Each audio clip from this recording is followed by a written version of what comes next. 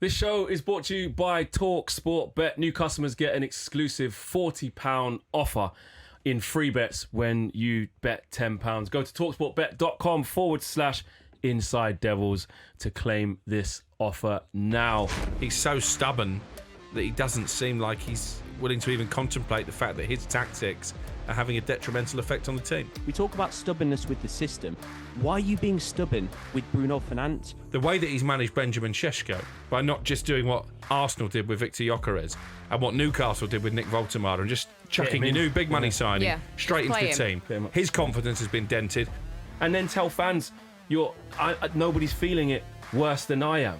I mean, you're sitting on millions of quid. There's people paying money to go and watch this rubbish. There's people going up and down the country and waking up. For you telling me that when he was doing his coaching badges, they said they didn't offer you all these different tactics. It was like no, just play 3-4-2-1 system and you'll be absolutely fine. We have to. I said before the season started, Manchester United fans are going to have to hold their nerve. He is on the ropes, and I also think there's a chance he would walk. Ultimately, you've won 8 games out of 31. If he was West Ham manager, he doesn't survive 8 wins in 31 Premier League games. Nobody does. I don't even know why we're discussing this. You think he's out? I don't understand. Like, I can't. Like, you just can't. How do we move losing forward? Is my question. But 4 games into the season, we're talking about losing to Manchester City here. We'll probably, challenge for a title. Are we not catastrophizing a little bit? We haven't won 2 games in a row in nearly a year. Yeah. We haven't won 2 games in a month since January. There's a goalkeeping error. There's a Who picked the keeper? Catastrophic error. I know, but you can't account for individual You can errors. if you pick someone who's rubbish. Hello and welcome to Inside Devils, sponsored by talkSPORT Bet, talkSPORT's weekly Man United show, keeping you bang up to date with everything going on inside and outside of Old Trafford. This week we need no introduction with the panel, but I'm still going to do it anyway because we've got to get straight into it. We've got Ryan Statman Douglas with us today. We've got Angelina Kelly, and of course we've got Alex Crook. Crookie, well beaten in the derby. Is an understatement. Well beaten in the derby. We're going to get into all of that and more. But of course, firstly, a really sad day for Manchester. A really sad day for British sport, British boxing, with the passing of Ricky Hatton. Absolutely, and I'd literally just pulled up into the car park of the Etihad when I got the text through about the sad passing of Ricky Hatton, and yeah, I was quite numb, like everybody. Walking to the stadium, I saw members of the Manchester City staff, people who had worked with Ricky Hatton on the PR side, in tears as they were walking into the stadium. So it was a very eerie start to Derby Day, and I do think it changed the atmosphere around the stadium. Credit to both sets of supporters. I thought the tribute that City put together pretty hastily for Ricky Hatton before the game was impeccably observed. Probably the longest minutes applause that I've ever been a part of. It felt like it went on for an eternity, and as it should do, because obviously Ricky Hatton was such a big part of Manchester and such a big part of boxing and the people's champion, really. And I think that's why it hit everybody so hard. I hadn't met Ricky Hatton personally, but you almost felt like you were losing a pal. Someone who was so brilliant at what he did, but so humble at the same time. So yeah, as I say, credit to both sets of supporters, and it was spine-tingling when they were both joining in unison to sing "There's Only One Ricky Hatton." Yeah, absolutely. Definitely a big tribute to him, such a legend of the sport and a legend for Manchester and British sport. I had the pleasure of meeting Ricky Hatton in 2009, actually, at a nightclub opening. I was DJing and he was sort of in a VIP bit. Hold on a minute, yeah. You a DJ? Yeah, I used to be a DJ. Okay. Yeah, of course. Yeah, still am here and there, yeah. Hence the name Flex, but I've got to meet him in 2009. You've had a tough paper round since then. Oh, just a little bit. But if you need me for any of your dues, let me know. But honestly, he was a really nice guy, even then, and I think that term "people's champ" is sometimes used a bit loosely. He really was that. So, of course, the fitting tribute to an absolute great. Crookie, in terms of the game, in terms of the derby, you were there. You spoke to Ruben Amorim after the game. Did you get the sense of a man under intense pressure, or did you see a man cutting a frustrated figure as usual after these type of results, which we've seen far too often? Yeah, probably the latter, actually. And I did push him quite hard on the system, which again for me was a massive problem on Sunday. He said it's not the system. He pointed out that United had regularly lost at the Etihad playing different formations, but I went back at him and said, well, what about Bruno Fernandes? Clearly he is not having the impact that he usually does in that deep-lying role. He pushed back against that as well and said, well, look at the players he's got ahead of him. I don't agree with that. And obviously the written journalist in the press conference continued on the same theme. Gary Neville picked up on it on Sky Sports, and we can't all be wrong, can we? If we're all seeing that this system is not bringing the best out of certain individuals and clearly not producing results, 8 wins in 31 now for Ruben Amorim in the Premier League, then something has to change. What is it they say? The sign of madness is repeating the same mistakes. And he's so stubborn that he doesn't seem like he's willing to even contemplate the fact that his tactics are having a detrimental effect on the team. On that, and Bruno Fernandes, and we'll bring in Ryan just after yourself. Is Ruben Amorim nullifying him? Is he taking away his biggest strengths and exposing his weaknesses? Or is this just an adaptation that Bruno Fernandes has to make? Is it just more accountability that Bruno Fernandes has to have? I think it's really difficult because you look at Bruno Fernandes, he is one of the best number 10s in the Premier League, and I found it a little bit strange with the team selection that Kobbie Mainoo essentially just got ignored.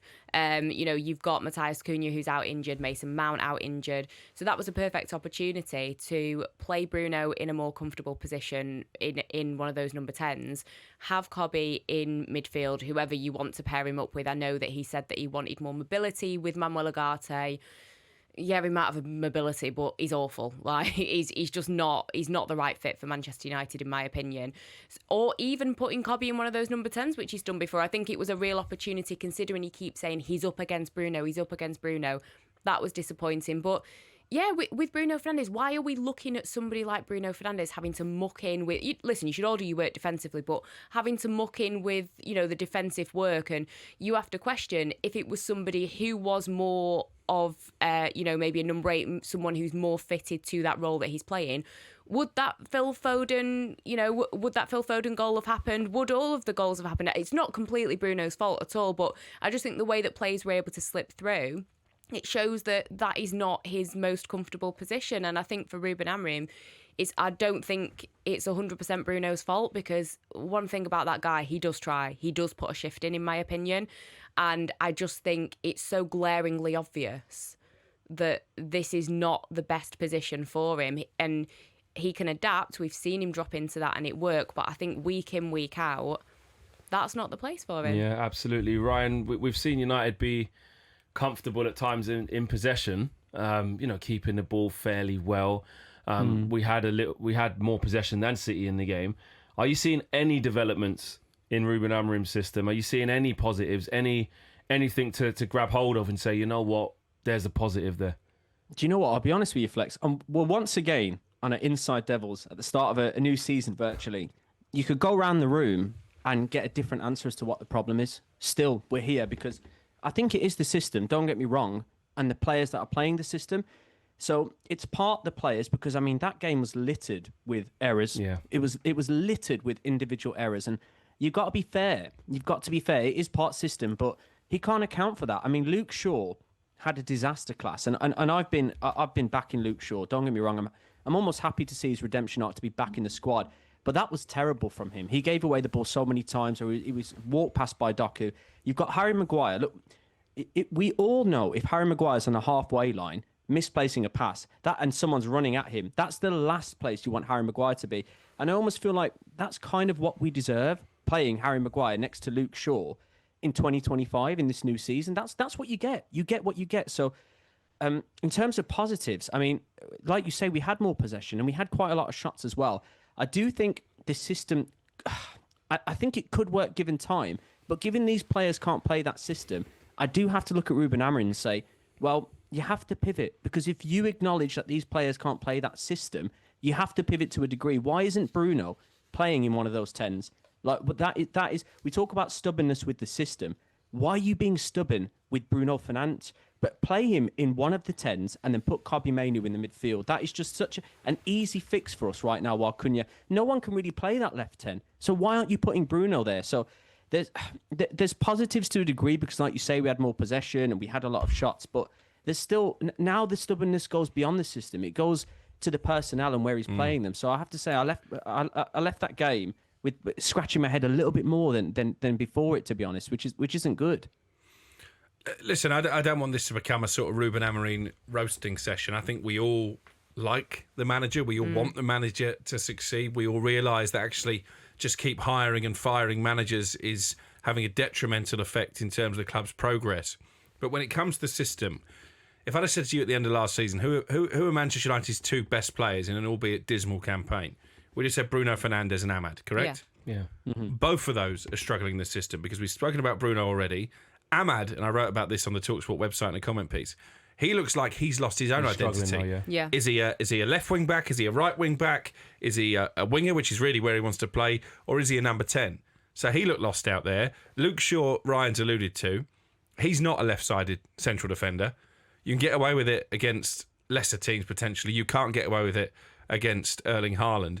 And then you actually look at the individuals that he's picking. Forget the system, but in terms of personnel, the goalkeeping situation is entirely Ruben Amorim's own doing because he hung his hat on Altay Bayindir. We all know he's not good enough. He brought in Andre Onana, who we also know is not good enough, and his confidence had been shattered, and he chucks 2 in the net against Grimsby. At that stage, Manchester United and presumably Amorim were still saying, well, the goalkeeping position isn't an issue. Clearly it is. They left it too late to sign a goalkeeper. They needed a new number 1 at the start of the season, not on transfer deadline day. We don't know if Senny Lamans is up to the task, but he can't do any worse than Altay. They had the opportunity to sign Emi Martinez. He was clearly desperate to come to United. They didn't take it. Patrick Dorgu was signed solely because he fits into this system. He's not good enough. No. He's not good enough on the ball. The number of times he got into a promising position on Sunday and his cross hit the first man, I was tearing my hair out. That's when he could keep himself onside. That's another poor selection decision. The way that he's managed Benjamin Šeško by not just doing what Arsenal did with Victor Gyökeres and what Newcastle did with Nick Voltemade and just chucking your new big money signing straight into the team. His confidence has been dented and we already look like we could be heading for Rasmus Højlund 2.0 when it comes to him. Kobbie Mainoo, 2024, ran the FA Cup final, scored at Wembley. A few months later, that same summer, he plays for England in a European Championship final. The fact he's regressed so much is down to Amorim's mismanagement. There is so much that he's done wrong. And the fact he's not willing to admit that his system is having a detrimental effect pretty much on the whole team, I think is a major issue. And I spoke to a coach at another club yesterday who also happens to be a Manchester United fan. He was at the derby on Sunday amongst the City supporters, so didn't particularly enjoy it.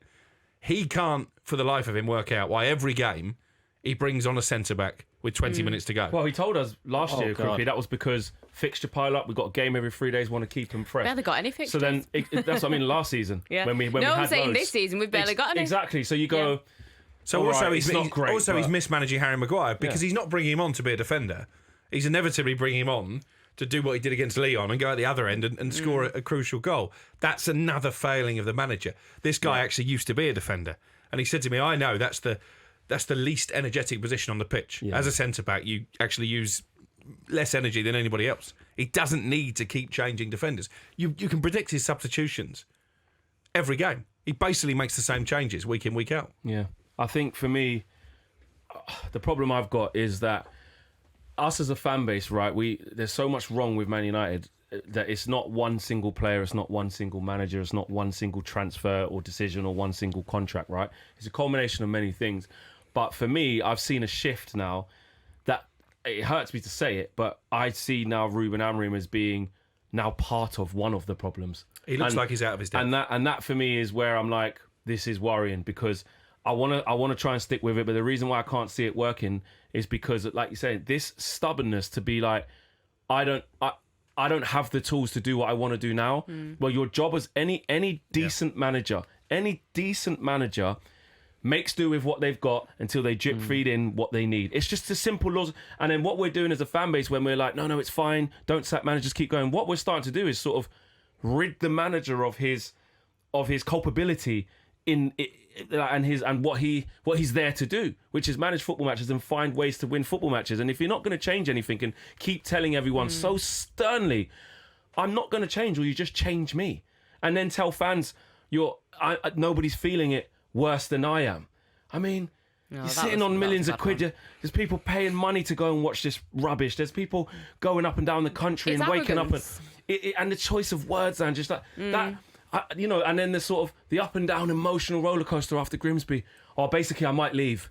And then the following press conference before Burnley, he hates well, I his didn't players, really he hates mean his it. kids. So it shows me, and this is. I hate this cliche of that compness out. This is Manchester United we're talking about, but this is Man United we're talking about. This is the biggest football club in the world, or top 2, top 3, however you want to debate that. If you're emotionally unstable, that must be seeping through to the dressing room. That must be seeping through to the training pitch, and most of all, seeping through on a Saturday night or a Sunday night under the lights at whatever game we're playing. Yeah, I think it's, for me, I understand. I remember when he was first, at the helm, and he was talking about, if I change, then we're back to square one. And at the time, I understood it because I thought these players, and I think we said it a lot, these players would be thinking, we knew that wouldn't last long. We can, so I think in a way he's had to be stern, but it is now borderline arrogance. And our own Tony Cascarino, he's written an article in the Times that I read this morning.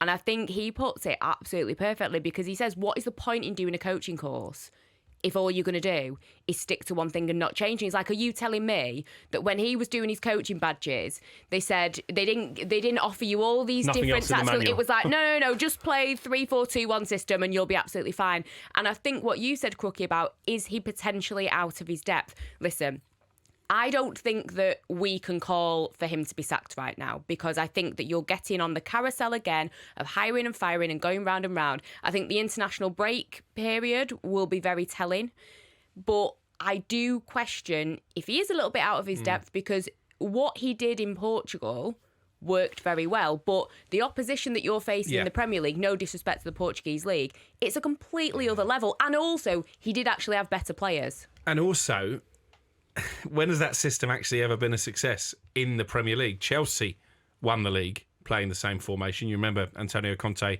turned Victor Moses into a wing-back. Obviously, Palace won the FA Cup last year. But that in itself is quite damning, because the argument that Ruben Amorim no doubt will put forward is that I've still not got midfielders. Palace have got Will Hughes. Now, Will Hughes is a top pro, okay? But if Oliver Glasner can get a tune out of Crystal Palace with Will Hughes playing in that midfield position, then Ruben Amorim, with all the tools at his disposal, and he spent more than £236 million in the summer, has to be doing better. And you know what? In terms of the United DNA, I've got a massive problem with the system, because Manchester United's history is built on wide players. You go back to the Busby Babes. You go back to the team that won the European Cup in 1968. You go back to the Sir Alex Ferguson days. It's about wide players who excite the crowd, getting crosses into the penalty area. Go back to Van Gaal. If Ryan Giggs was in the squad now, he probably wouldn't get a game, because he doesn't fit the system. And neither would Scholes, because he can't run. His Scholes can't tackle. Ryan, look, we don't want to just keep being negative. We want to try and find angles. We want to try and find other points of view. Yeah. Amorim has basically blamed that loss on moments, individual errors, and you touched on the errors. And actually, when you look at the goals that were conceded, they were all error-ridden. They were. Yeah. Does he have a point that actually we are a better team? We are doing things more methodically, because he says, I think in the lead up to that game, we are a better team. I feel it. We're better. I'm more confident. I think they asked him what he learned from last year, and he sort of took the positive and said, we're a better team. We're not seeing that on the pitch, but does he have a point when he's sort of leading more towards player errors rather than, because he's adamant it's not the system that's making us this poor? Yeah. Do you know what? If I'm going to be positive, and let's just try and be positive for a second. Not saying you have to be, by the way. That's not what I'm trying to say. No. That's what Ryan does. Yeah. I'm not just trying to bring you into brings just a feel-good bit of positivity. He brings a feel-good factor. I'm trying. When you think about it, right, we lost against a Manchester City side that we all expected, really, or we should, on paper, we should lose against. Man for man, we're worse, and it's Manchester City we're talking about here, who are in a completely different place. So, did you see their back line though, Ryan? I mean, that's not a defence that's going to strike fear into many top teams. Right back, mate. We didn't get him. It's a poor City side. Nico O'Reilly. It's not. But listen, I know. But look, you're talking about the manager that's at the helm as well, and you're talking about one of the best strikers in the world that tore us apart, really. And I think it was. I've been so critical about the system, but I do think I lean towards more personal errors and individual errors. I really do. Like I said, I've talked about Luke Shaw. I don't like to single out players, but I talked about Luke Shaw. Now, Harry Maguire came on, like I said, and it was a panicked pass to It was Luke Shaw again. It's a panic pass over to Haaland. Now, that is part Amorim, and we talked about it because you think, why are you switching the centre-backs? The centre-back then has to adjust to the pace of the game. So that is actually a managerial error as well as a player error. But we talk about the keeper as well. The keeper for the third goal, for Haaland's second goal, is in no man's land. I know this. He's been sold out anyway, but Haaland's going to score every day of the week there. And even with the chip as well, the position, it's just terrible. He's just not good enough. So it's littered with individual errors. We can see more positives than last season. I've seen a few breakdowns of that performance, Manchester United versus City. And there's moments, especially in the first 15 minutes, where it's working, it's starting to click a little bit, and then bang, there's a misplaced pass. The first time pass that didn't happen here. The goalkeeper's giving it away, Ahmad's giving it away, whoever. So there are positives there. But then this is where I kind of switch, where I say, I've been so critical about the system the last couple of weeks, but it's not just the system. It's individual errors as well as the system not working right now. But if the system doesn't work, and people will comment and people will say players. Well, if you know the players can't play this system, then you have to pivot the system and change. You can still play a back five, by the way. You can still play a back five and then put Bruno in a 10 and then Bouma and Šeško further forward. So there just has to be minor tweaks here and there. But there is positives. That performance, especially in the first 15 minutes, wasn't bad. And then we capitulate. So... we have to. I said before the season started, Manchester United fans are going to have to hold their nerve. Ruben Amorim said the stormy times have gone, and I said no, it's going to get stormier. And here we are right now. We have to hold our nerve and continue, like Ange said, to back him and give him time. I do think the system can work, but it's not working right now, and that's about as positive as I can get. It's a really hard one because I don't want to get back onto the carousel of, hiring and firing and all that type of stuff. But, even if he doesn't change the system, you should be playing players in the best positions, number one. But I think when you look at the games overall, I think to sack him tomorrow is a very reactive decision. I think you look at the games, take Grimsby out of it. You've lost against City, which even though it's not a good City team, and I agree, we actually had a chance, I think, in that game. That was a game that we should have really been competing with them. We can't take Grimsby out of it, Angela. I know, but I'm saying with the league, I'm saying you've lost against Arsenal, which was close. The Fulham game, they should have got something. We've lost to everybody since Amorim came in. So I'm just like playing devil's advocate, trying to look at both sides. In that sense, I think it would be a very, very reactionary decision, and you've kind of come this far, and there is the argument of you can't keep chopping and changing things. However, on the other side, it is undeniable that this man is on the ropes, and as I've said previously, I do think that he looks out of his depth. My concern is, if you do, you can almost see it being written. You've got the international break, then you've got the Liverpool game, and if that goes wrong, you question what the decision's going to be. Who you bring in, I don't know. That's another discussion maybe, but you can't deny that this man is on the ropes. And not only do I think that Sir Jim and co are going to get fed up, because also you've got to think for them, this is a financial thing. This isn't because they're, massive football fans. They want Man United to be back where they belong. They want Man United at the top because it's the finances. So that's got to play into it. But I just think that when this happens, when you get to this Liverpool game, what is the decision that's going to be made? I'm intrigued to see, but he is on the ropes, and I also think there's a chance he would walk. Well, it keeps telling us. I think he would walk for his own career, because the way that he is, he was tipped as one of the brightest young coaches in European football at the minute. He's not getting it. I know, Benfica reckon that they're going to bring him in, but just for his own, his own career, he's not going to get a job with a team that's going to end up in a Champions League final or anything like that if he carries on like this. For his own career, he might walk. And also because whether it's the players aren't listening to him, his system isn't working, he's out of his depth. I think out of all the managers post Sir Alex Ferguson, this is the manager that I really do think would walk. Do you know what concerns me, Flex? Is anybody in the hierarchy actually asking serious questions about this manager? Is Omar Barada and Jason Wilcox, who for me has been promoted far too soon, his CV really doesn't justify the position that he finds himself in, albeit he is now one of the main decision makers at Old Trafford. Are they speaking to Ruben Amorim? Did they go into the training ground on Monday morning, into Ruben's office and say, look... They make out that they speak weekly, if not daily. Not speaking like that's happening. Exactly. It's not. Somebody on that board needs to say to Ruben Amorim, listen, we like you, we respect what you're trying to do, but ultimately you've won 8 games out of 31. If he was West Ham manager, he doesn't survive 8 wins in 31 Premier League games. Nobody does. Unless you change and sacrifice your principles and start delivering results, we're going to have a big decision to make. Is somebody laying it on the line for Ruben Amorim? No. Because the I way don't he think conducts so. himself, He's the not. way he answered my questions in the tunnel on Sunday, I don't think they are. No, I and agree I with think you. that's a dereliction of duty from the powers that be, because their aim this season was a challenge for a Champions League place. I genuinely am looking over my shoulder now because Leeds are picking up points, Sunderland are going to be just fine, Burnley are much more difficult to beat than, West than Ham they will were probably last end time. up getting a new manager and be all right. Wolves will win some games under Vitor Pereira because I Yeah. actually think their performance has been better. We could be in a relegation battle listen, here. we'll be back to square one. What did we say? And this is why I don't think it's reactionary to end up here. I know It's you was not giving reactionary, both it's sides. 10 months. Yeah, because Yeah, the, I understand the that. sample size of what's happening is what we've done is we've drawn a line so much after last season. I say we loosely that we kind of act like that one doesn't count. That's the free Yeah, hit. yeah. No, this has been nearly 50 games worth of sample size. Yeah. Nearly 50 games in all comps and 31 in the Premier League, and you've won 8. And You've how won many of 8. those games, and 4 Fletch, of can those, you remember the that you actually think can't remember them. And half we're of them going teams, somewhere? half of them teams are not even in the league anymore.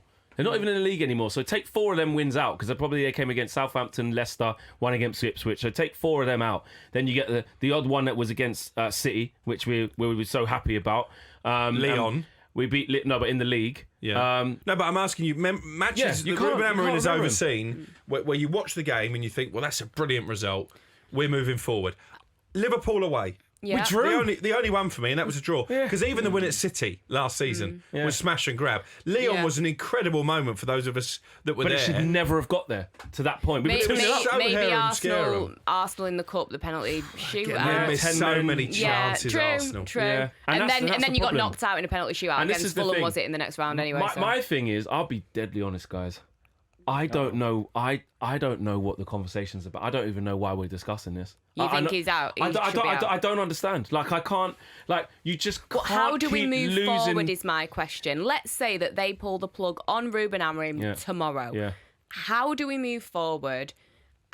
Who do you bring in? do you know what, Ange? That's the thing And are we that's not in the getting same me. position as last season? I don't- This we is do it. that, But then, though. but then, It's but the then same that's as Eric but Ten Hag going. but and we're then- scared of that. But I this get- is the thing, I get right? it, Ryan. We're scared of Yeah. that. For me, I know this is going to sound crazy, right? Because it's like we don't want to keep sacking managers, but if you keep coming in after being given a fair chance, 50 games and 300 million, 200 and something million quid, and 5 players that you don't want there, not there anymore, and a pre-season that you've been asking for 1 game a week. If you've been given that, and I see nothing but regression, because we are worse now than when Eric Ten Hag came in, and we were in the same position basically a year later than we was when he got there. So right now, there are way more questions than there are answers. So for me, you've had a turn. Give the turn to someone else. And you look at Thomas Frank. Thomas Frank wanted Yeah. Morgan Gibbs-White. Didn't get him. Wanted Eze. Didn't get him. He's come straight in there. And they finished worse than us in the league, Spurs. And now he's looking like he's adapting. Why? Because a good manager. Yeah. He's taking how we beat PSG versus how we played at home to Burnley versus how we played away to Manchester City are 3 polar opposite types of displays of performances because he's adaptable. So for me, there's no excuses. If you go and get Iriola, then guess what? A good manager, not saying it has to be him, whoever it may be, a good manager in the first 5 to 10 games, we will see an improvement. Even Ange said, they was like, oh, mate, when are we going to get to see your football? Obviously, we have to wait to see it transpire. But he said, well, you'll see it Wednesday, mate. Yeah. You see, I don't have time. This ain't going to take all year. You're going to see my Yeah, but they'll principles be in a now. relegation battle. Well, maybe they will, maybe they won't. We'll wait to see whether that pans out. But the intent to do it is there. Thomas Frank is a brilliant example because let's go back to when Ruben Amorim was appointed. Dan Ashworth didn't feel like he was the right fit for this squad, nor did Liverpool when they spoke to Amorim about potentially replacing Jurgen Klopp, and because he was so wedded to this system, one that they didn't think would work in the Premier League and didn't suit the squad that Klopp had left, they went for Arne Slot. Good decision. Dan Ashworth, one of the names that he pushed for, as well as Gareth Southgate and Graham Potter, we'll park those at the door, was Thomas Frank. And fans laughed. Fans scoffed. A lot of Do you know fans what? said, Thomas Frank. But Dan Ashworth was ultimately right about Ruben Amorim. This squad we not- does not suit his system. Yeah. Do we not have to look? If you ask me right now, is Ruben Amorim good enough? No, that's an understatement. Okay, but do we not have to check ourselves a second and say we're 4 league games into the season, and we can, as much as yes, we can, with there's takings and findings we can have from last season when he took over. We all acknowledge he didn't have the right players. He was taking someone else's squad. He needed the summer. He needed a pre-season, and this season is kind of a rebuild. We're 4 games into the season. We have to be the Grimsby result is the one that sticks out to me. That's the one when we go, well, that's terrible, and that's especially not good enough. But 4 games into the season, we're talking about losing to Manchester City here. We'll probably challenge for a title. Are we not catastrophizing a little bit by it? But I understand why. Because he's not been good enough. It's the manner, though, Ryan. It's the manner. Yeah, It's the body of work. Time. But we do this bit all the time. We said he needs time. Look how much time Arteta had. Look how much time. Yeah, but Fergie they had. Look how earned the much time all time. these- Arteta earned the time. What did Arteta do when he went in? He played 5 at the back, and every time he tried to go to 4-3-3 and it took a bit of a beating, he'd go back to it. He would tweak it, and they were never as low as this. They were like 8th. Yeah. Like, I know, and I agree with that. I agree. His stubbornness might get the better of him. For the record, I agree for the most part of what you're saying. But at the same time, I don't feel comfortable calling for his head just yet. When I think he needs more time. We can't 4 league games into the season. I do get what you're saying, Ryan. I do understand. I get both sides of this because you feel like when you look at those games, performances aside, when you look at the Arsenal game was Arsenal were poor. Arsenal were poor. Yeah. No, I get what you're saying, but if you're looking at it on the results, I think, Ryan, are you trying to maybe say this, that these results that have happened, yes, they've been poor, yes, they've been poor performances, but has it maybe been fine margins in some aspects of the Arsenal game, of the Fulham game, etc. I understand what you're saying as well, guys, about how it's not good enough at the bottom line. But I do get what you're saying, Ryan, in it being very reactionary. I think you've got to give it this next 4-5 run of games at least. You do. Look, I agree. And we talk, the football is about fine margins, and it's not going Amorim's way. And we say for a multitude of reasons. There's a goalkeeping error. There's a Who picked the keeper? Catastrophic error. I know, but you can't account for individual. You can errors. if you pick someone who's rubbish. But he's got Altai is rubbish. I know. Yeah. Look. So stop picking him. I understand that. But then you talk about Bruno missing the penalty against Fulham. These are the fine margins. That's an extra 3 points. We're higher up the table, right? You can't account for Bruno, who's for, by all accounts, an unbelievable penalty taker, missing that penalty. And the Man City game was littered with individual errors. It was. So 4 games in Grimsby, I will just hold my hands up and say I won't even bring up any positives. That I still feel sick about that result. But come on, guys, we're 4 games into the season. We have to give it at least a little bit more time before we start calling for this manager's head. He's not been good enough. Look, he's not been good. And, so what's going to change then? So we've got a week now before we play Chelsea at home on Saturday. What are you going to see differently in that Chelsea game with a week's training under their belt? Well, this is what I'm talking about when it comes to his stubbornness. I'd like to see, if Cunha's still out, Bruno playing in that. But you're 10. not going to see that. You're not going to see that, Ryan. And he's if he told dies us by the he's sword, not going to do it. Well, if he told us Bruno, that. With Bruno, I don't know the system maybe, but with Bruno, he may well tweak. If he makes these little tweaks here and there, then fine. And then he keeps losing, then fine. Look, I will just completely side with you guys. But as far as right now, I still think 4 games is just too early. It is just too early. With regards to what you're saying about Chelsea, maybe not individual errors. Maybe actually, playing the system a little bit better. The players have to take a little bit of accountability as well. I say Bruno in the 10, Kobbie Mainoo in that midfield, and it could change a little bit. It could. They've not been 4 disaster classes that we've witnessed here in the Premier League. They've not been. I understand why. Of course, I understand why we're all feeling so negative about it. And as of right now, Amorim has not been good enough. But guys, we just cannot call for his head 4 games into the season. We can't. He's got to make 5 changes for me against Chelsea. Yeah. And he doesn't do that very often. Go on. The goalkeeper's got to change. Yeah. Mazraoui's got to come out. Yeah. Dorgu's got to come out. Shaw's got to come out. Who's Mazraoui? And Ugarte's got to coming come in out. for Dorgu? Play Ahmad down the left-hand side. Hopefully Dallow's fit. Play him as the right wing-back. Right. Then that allows you to play Kobbie Mainoo and probably Casemiro in midfield. Bruno in one of the 10 positions, as we mentioned. Cunha's up, yeah. And then Bumo you go, and then you go again with Šeško. And I think with Šeško, it's really difficult But I think you've just got, this is one of those things keep where, playing like him. the Gyökeres thing, you've got to just keep playing him at this point. But again, it's a bit like Rasmus Højlund. One of the reasons Rasmus Højlund's confidence evaporated so quickly is because he didn't get any service. Yeah. How much service did Šeško actually get? How many times did he touch the ball in the Manchester City penalty area? It wouldn't even cross to him. But we don't cross them. And again, I'll go back to it. What's Manchester United's Wide history and players, DNA about? Getting crosses into the penalty area. We don't do that. I think this system doesn't do that. No, it doesn't. And I think what I'm uncomfortable with is if we win, it's, look, see, the manager's principles are actually all right. And when we lose, it's individual errors or it's this, it's that. I'm like, it can't be both. We can't sort of rid the manager of like having this record. He has the worst win percentage of any manager since World War II. He has the worst win percentage out of basically nearly all the managers we've ever had. Yeah. Like Atkinson, Doherty, like we're talking ever. And these are like so damning, and that's why I'm like, for me, this discussion, like I still can't believe we're having it because it's just so obvious to me what needs to happen. And and you know so what, obvious Flex? Where where we're about to go. Because Chelsea, let's be honest. All right, say we do beat Chelsea. What, we're going to go to Brentford away? We haven't won 2 games in a row in nearly a year. Yeah. We haven't won 2 games in a month since January. Can you let that sink in? We haven't won 2 games in a month. And home or it's away. rubbish. And you're talking about Chelsea and Brentford. I'm not even sure we beat Sunderland. And then Sunderland after that. Sunderland so we talk are about a this next well-coached international team. break. We're not a well-coached team. Do we even get there? We are a badly coached team. There's no question about So that. what needs to, Ange, what in these next 4 games, is it just as simple as like, obviously we're asking for something that hasn't happened because we haven't even won back-to-back games yet, but is it like we have to win all 4 or we have to win like 3 and then even if you lost the third, or is We it like take the one at the performances? Yeah, exactly. Is it the perform? Because Chelsea haven't beaten us at Old Trafford since 2013.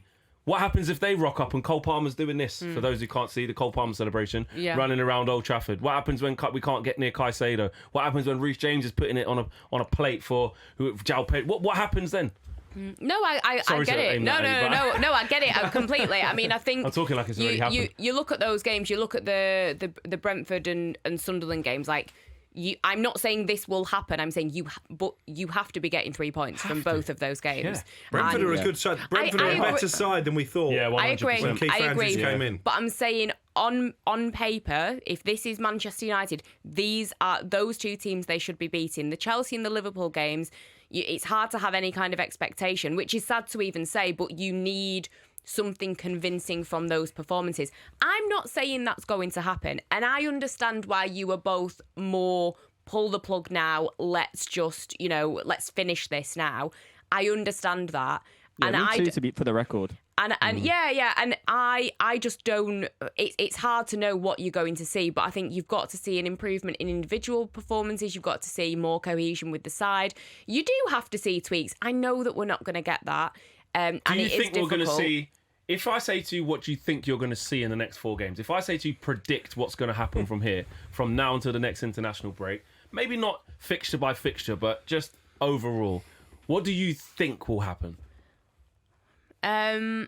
It's a tough one. I think that you're going to see, depending on fitness, I think I will say that Matthias Cunha and Brian Mbeumo, they are good players. You can see that they're trying. You do almost feel a little bit sorry for them if we're being completely honest. They must wonder what they've walked into. Yeah. Same as Cesco. So I guess, good performances from them, maybe goals. Mason Mount has also looked good if he's fit. I think you have to see a change in the goalkeeper. It's hard because you know that you're not going to see these things, so it's a difficult question. It is. Ryan, do you think that we'll see enough improvement in the next sort of 3 to 4 games? Because when it's all said and done, regardless of what we all think sitting here talking now, the fact that we all definitely agree on is he has to win games fast. Yeah. He's on the ropes, 100%. Do you know what I mean? He has to win games fast. And what would it look like should we get to the next international break having lost against Chelsea, I don't know, drawn against Brentford, win against Sunderland, or I don't know, mixed bag or even worse? I think if it's an underwhelming, next 3-4 games, I think if it's completely underwhelming as it has been, don't get me wrong, then I think he'll probably go. I do, and I'm sure some, if not most, Man United fans will rejoice about that. In the next 4 games, like I say, we have to. I'm sure we're going to see spells of good performances and maybe a capitulation here or there. But you just got to hope that those spells of good performances get longer and longer and longer. Like I'm prioritizing good performances over, overwhelming wins, 3-0 and 4-0 and all that kind of stuff. We want to see something good. We need to see something good. We need to see the system working. And that's what I want to see before the next international break. Whether we'll see it or not, it's a different story. Like you said, the Chelsea game is going to be huge because there's a record there. And, even Chelsea fans still, in our current state, aren't looking forward to coming and playing against weird, us. So, that it is weird. And we have to make the most of that.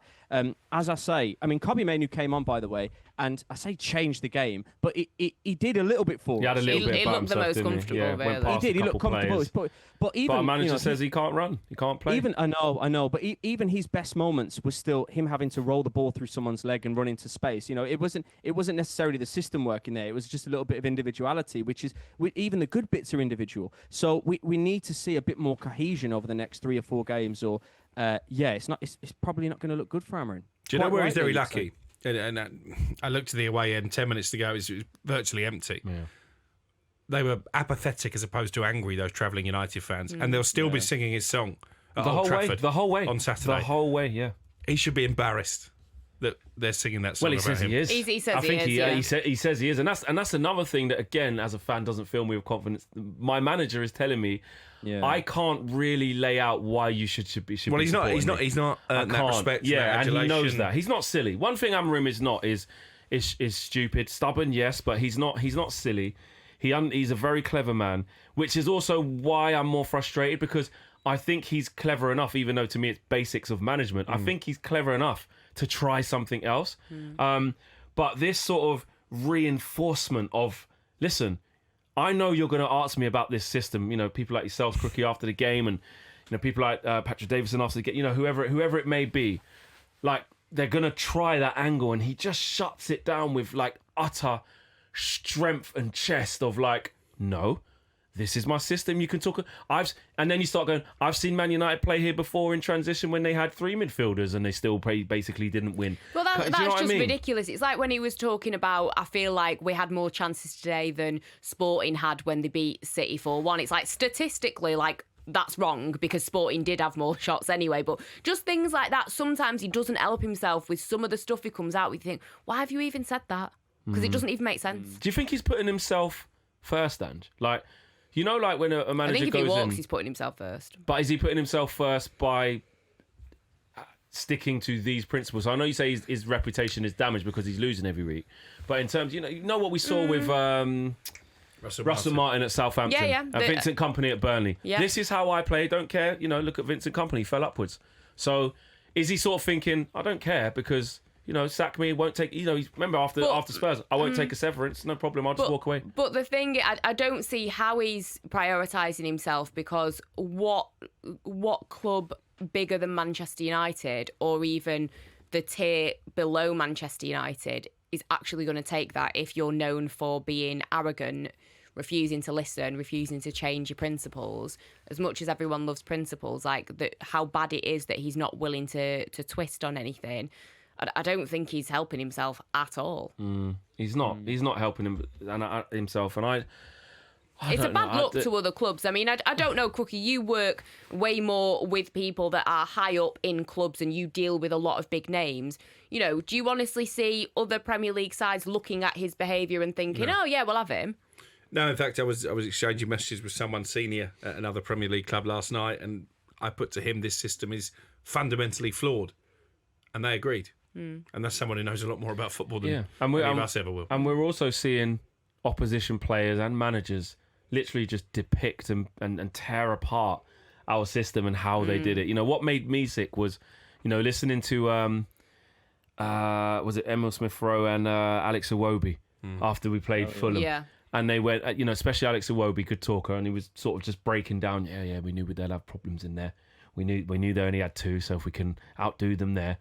Fast forward into the game against Manchester City, Pep Guardiola played 4 in there against Iowa 2. Very simple, very basic. Manchester City didn't get out of first gear. No, Arsenal probably destroy them at the Emirates coming up. They didn't have to get out of first gear.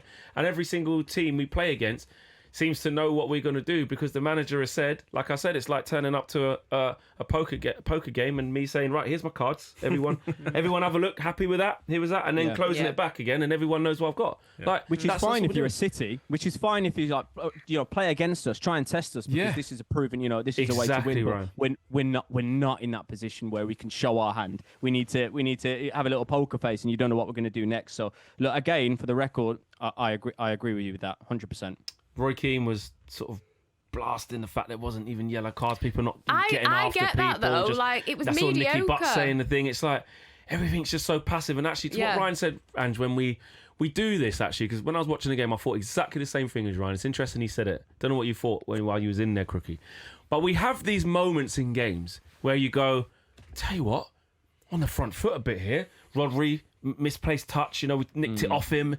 Ball's bouncing around, little 50-50. And you go, but then the opportunity to slide Sesko through or the opportunity to turn that into a shot at goal or to an attack, it just, a bad decision will occur and then we don't build from there and then we concede and then it just collapse like a stack of cards. That tends to happen a lot, doesn't it? Yeah, and it is just like that lack of that kind of clinical end product is very frustrating. I mean, there were times when I forgot Gianluigi Donnarumma was even there and it was his debut because you barely saw him at times. Apart from obviously amazing save from that save against Mbuma made me feel sick. Yeah, top level keeper, mate. Again, you're looking at him like, oh my god, if only you do look at that. But well, United don't have a goalkeeper on the books who can make that save. No, that's at the other end. It's in the back of the net. Sonny Lomans does something we don't know about. I agree. I also found it was quite funny. There was another article that I was reading about how Roy Keane was lucky that he wasn't waiting by the buses because apparently Joshua Zirkzee, as he was leaving, he went and found like Reinders and gave him like a massive bear hug. And they were obviously like they're on international duty, and it's like, listen, like you can show love to your friends in the game and stuff like that. But it is even little things like that. What are you hugging him for? You don't know him today. Bruno was hugging Bernardo Silva in the tunnel on the way out. No. You don't know each other today. It's just how it is modern football. You do not know each other today. Tomorrow, do whatever you want. Like Bruno and Silva, they both live in Manchester. I'm sure they can go for a meal in the week or whatever. And I just thought it was really funny that you can imagine the steam that would have been coming out of Roy Keane's ears if you'd have seen that. But yeah, I think for me, it was one of the worst derbies. I mean, I'd been working, and can I just say one thing? Whilst Manchester United men are capitulating, having Sir Jim and Co not care about you as the Manchester United women's team, best thing that could have ever happened. Because I was actually match reporting at the Manchester United women's game where they won 5-1. They're actually top of the league. Top of the table, yeah. They have been fantastic. And Mark Skinner, their manager, comes under a lot of pressure, a lot of stick. Yeah. Speaking to him post-match, like, the way he speaks, it was absolutely amazing. And having, no one care about you, it seems to work well for them. But I'd been at that game and, I came home, got sat down on the sofa, ready to watch this game. I had a headache. Yeah. An actual headache. Like, it was too much. And the inevitability of just... And you want it to be a bit spicy. You want it to be interesting. It was the most mediocre derby I've seen in a while. The first Manchester derby in history without a yellow card. Well, to be fair, there should have been one after 3 minutes. Bernardo Silva should have been booked after 3 minutes. But there is a mentality issue. And actually, the lack of yellow cards sort of highlights it. Mickey Gray was next to me and he was making a similar point. Why hasn't there been a booking? Why is no one flying into a tackle? But yes, they started well, going back to the point that Ryan's made. They conceded a goal. They wilted for the next 20 minutes. Yeah, we struggled. And actually, then they played their way back into the game because City didn't get that second goal. Then they did get that second goal at the start of the second half, and we absolutely imploded. Yeah, so there is obviously a mentality issue still in this team. Yeah. There is, and I just don't... I don't look at it... I know I've been quite negative today, guys, I'm going to be honest. I just don't see where this clicks. Like, I don't look at... Like, even if we beat Chelsea 3-0... Like, it's taking... I'm not sure I'm going to watch. Exactly. I don't know if I can bring myself I'm not even watch. going to be at the game. I'm in France. at a wedding. So I've got to find a way to watch it somehow. I don't know if I want to. Hopefully the internet doesn't work. But I can't begrudge you for that flex, though. You know, it's not like we're here saying we don't understand how you feel, because of course we understand how you feel with that. You know, just based on what we're seeing right now, that we can only feel negative, and the only thing that we have to back Amorim is his previous at Sporting and faith, and I've said it before. Faith indicates there's no evidence. You know, so that we can't begrudge you for feeling like that. It is tough right now. It's just whether we hold our nerve or not. I think that's what it's going to come down to. Yeah, absolutely right. Rant over until the next rant begins. Hopefully we're back in here on Tuesday celebrating 3 points against Chelsea, because my God, if we don't win that game, even a draw, like, it's just such a bad start to the season. Our worst since the inception of the Premier League. Relegation form. Have you guys seen that table of since Ruben Amorim got here? Of course. Yeah. Taking out the relegating teams. We're the worst, obviously. Yep. So hopefully we're here talking about a win and maybe trying to build some momentum from here, because we'd like to think it can't get any worse. But every time we think that, in Mick McCarthy fans, It does. yeah, exactly. It can. Exactly. Right. This has been Inside Devils. Thank you guys for watching. We'll be back next week with another episode. Big thanks to Angelina Kelly, Ryan Statman Douglas with a few stats today, and of course Alex Crook. Take care, guys. See you later.